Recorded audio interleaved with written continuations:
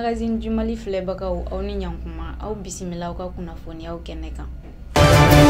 Bakurubaya la an b'aw ladɔnniya k'a fɔ ko an sɔngo mara kɔnɔna na karamɔgɔ dɔw ye kalanminɛn sɔrɔ walasa ka se ka an ka denmisɛn minnu ka kalanko ma taa ɲɛ k'olu kalan bololabaara la.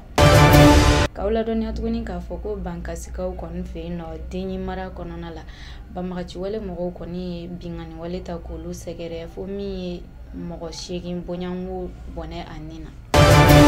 Ka dansigili kɛ nin bakuruba in na an b'aw ladɔnniya k'a fɔ ko Tɔnbɔkutu mara kɔni na fleuve Niger kɔni yɛlɛnnenba de don f'a bɛ ka tiɲɛni kɛ nin y'a ko in siɲɛ fɔlɔ ye kabi san 1993 tɛmɛlen.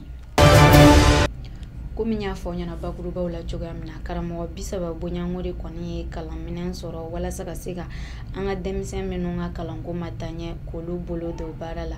A ko in kɔni daminɛlen tile 10 de kun ye ntɛnɛn décembre kalo tile 12 san 2022 fɛn min kɛra a kuncɛ don yɛrɛ.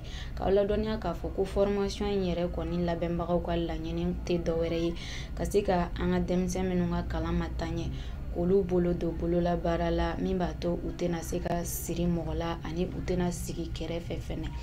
K'aw ladɔnniya k'a fɔ ko formation in yɛrɛ ko bɛɛ labɛnna an sɔngo CAP mɔgɔw de fɛ min financela ONG TASAG fɛ. N y'a fɔ ɲɛna bakurubaw la cogoya min na bankasikaw kɔni fɛ yen nɔ maa 8 bɔɲanko de kɔni bɔnɛla a nin na ntɛnɛn décembre kalo tile 12 banbagaciwale mɔgɔ dɔw fɛ. A yɔrɔ sigibagaw kɔni n'o ye dinɲi mara ye olu kɔni ko sa ko in kɛra banbagaciwale mɔgɔ dɔw de fɛ minnu ma se ka lakodɔn nka ko finitigilakaw ladɔnniyala joona walasa u ka se ka wulikajɔ kɛ ka tɛgɛ sigi nin binganiwale mɔgɔ ninnu kan.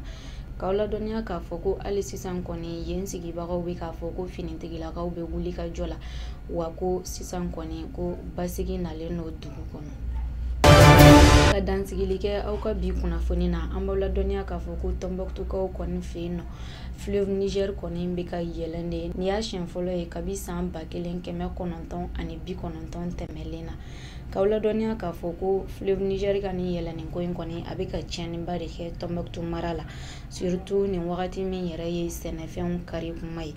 An b'aw ladɔnniya k'a fɔ ko yen sɛnɛkɛlaw ka ɲɛmɔgɔw kɔni bɛ wuli ka jɔ la wa ko ni fɛɛrɛ kɔni ma sigi sen kan ko an tɛna se ka an yɛrɛ bɔ tiɲɛni kɔnɔ tiɲɛni min bɛna kɛ dankarili ye adamadenya la. Nin de tun bɛ dansigili kɛ aw ka bi kunnafoniyaw la aw k'an bɛn Magazine du Mali sanfɛ.